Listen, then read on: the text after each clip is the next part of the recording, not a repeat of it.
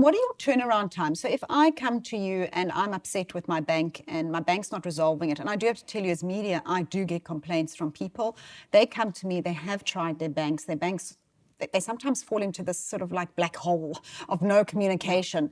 I'm able to often start that level of communication through, obviously I have that access, I can send that email through to the bank, and often that does help, but it may be a very complicated case. And when it's a complicated case, it requires you being able to investigate and to look at documents and to look at statements.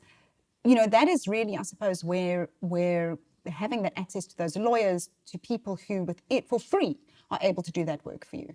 You talk about the investigation. It takes time. So unfortunately, it's not a quick fix. It's not something that you complain to us and tomorrow we will have an answer for you.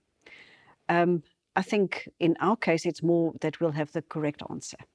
We'll have a thorough investigation and a detailed investigation and reading of the documents and the contracts and whatever happened, and then we'll give an outcome.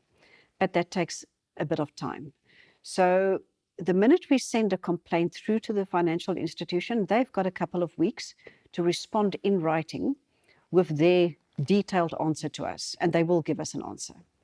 And they also have to provide any documents that they rely on.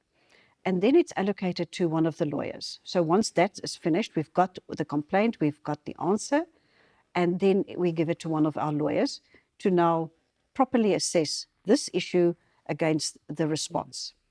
And sometimes it requires further investigation, more questions to be asked, going back to the consumer with, allegations forwards and backwards. So it can take anything from a month to 6 months. It depends on the complexity.